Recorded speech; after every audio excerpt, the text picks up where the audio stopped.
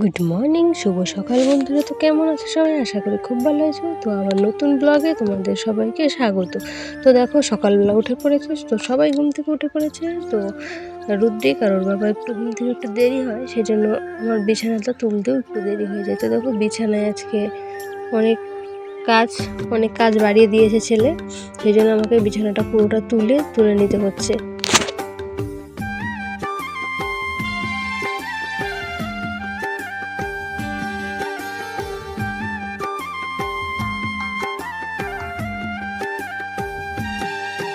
তো দেখো, এদিকে আমার বিছানা তোলা কমপ্লিট হয়ে গেল। তো দেখো, এখন ঘরটা ঝাড়ু দেওয়া হয়নি, তো ওকে এখন ঘরটা ঝাড়ু দিয়ে আমি এখন ঘরটা ঝাড়ু দিয়ে নেবো। তো দেখো কি হয়েছে বলো তো, আমাদের এখানে বৃষ্টির কোনো নেই, বৃষ্টি তো নেই বলাই যায়।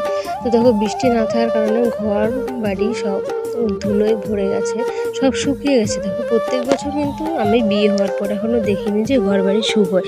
তো এবার দেখো, ঘর বাড়ি সব শুকিয়ে টনটনা হয়ে গেছে, একদম পাকা বাড়ির মতো হয়েছে, তবু ধুলোয় ভর্তি। তো ধুলোগুলোকে কী করা যাবে, লেপ ছিল, তো আমি ঘুরে এসে লেপা পোছা হয়েছে, তবু ধুলা শেষ নেই। তো দেখো, অনেক ধুলো পড়ে গেছে। তো আমি ঘরটা ঝাড়ু দিয়ে নিচ্ছি।